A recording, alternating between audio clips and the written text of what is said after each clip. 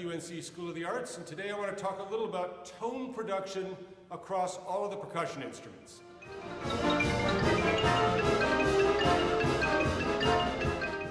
The first thing I played for you was part of the 3 camps on a replica of a Civil War contract drum made by the Cooperman Company.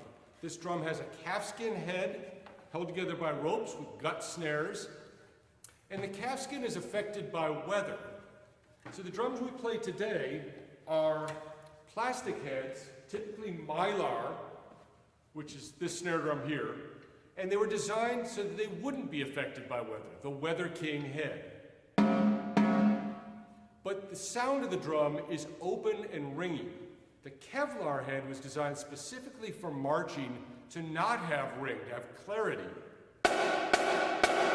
If you're used to playing this drum and you come over here and try to duplicate that sound, you're actually going in the wrong direction. So this is designed for rhythm. This is designed for warmth and clarity. But you'll notice that I don't have the snares on. You can hear the tone of your snare drum best without the snares, and the drum should be tuned to around the pitch A. Some people don't like the overtone ring. The wallet is definitely not the way to get rid of it. That kills all the sound. Your student ID, same thing, kills too much sound. A handkerchief placed lightly on the drum can get rid of some overtone but still maintain the warmth. Or you can use a spare COVID mask. So when you're playing the drum, especially when you're rolling, you want to maintain that tone through the tap and the buzz stroke. If you squeeze too much with your fingers, you kill the sound of the drum, and that will make your roll sound uneven. So if your roll is wobbly, you're probably squeezing too much with your fingers. So match one buzz to the other buzz and maintain the warmth of the sound of the drum. All of these drums have a nodal point, the dead spot in the middle. It's most evident on timpani and bass drum. The nodal point has very little ring.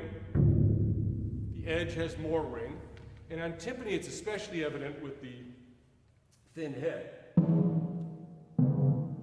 we know we want to strike about 3 inches from the edge of the drum. And the best way to think about this is to drop a tennis ball on the drum and listen to how freely it vibrates. So when you're playing with your mallet, you want to get the felt off of the head as quickly as possible, holding with a loose grip. If I squeeze and play into the head, it doesn't ring as much. Some people refer to that as lifting the sound out of the head. You can also play rhythms with your tennis ball and then duplicate that hand motion with your mallets. On keyboard percussion instruments, the nodal spot, the dead spot, is where the chord runs through the key, the bar. So if I hold the bar here, we can hear the pitch of the note. That's a low C in a 5-octave instrument. There's also a nodal point in the middle, and if I hit the bar while holding that nodal point, the note you hear is 2 octaves above. That's the most prominent partial. So even though we say play over the resonators, we want to play just off-center. For keyboard percussion, left hand over the right is a much more efficient way to play than right over the left.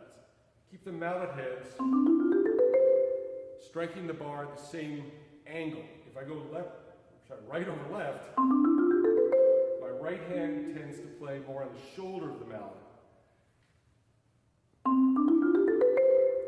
That's the scale exercise you're all told to play for solo and ensemble, for auditions. It's great for wind and brass players because it has long and short notes. It's not a great way for keyboard percussionists to play.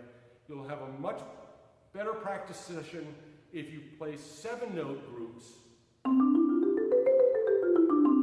rather than stopping your momentum and playing the exercise. You have to do that for auditions, but in the practice room, much better to think 7-note groups. Left hand over right, very loose grip, choked up on the mallets. These mallets are designed for 4-mallet playing. They're very long. If you hold them at the back, you're too far away from the instrument and you squeeze. So choking up with loose grip will get you much better tone out of the bars. Left over right, loose grip, 3 to 4 inches from the edge, loose grip. Bass drum, striking from the back of the hand, loose grip. Snare drum, loose grip. And always wear your musician's hearing protection, because all of these instruments can produce noise-induced hearing loss, and we want to be able to hear great for a lifetime. Have a good school year, practice hard.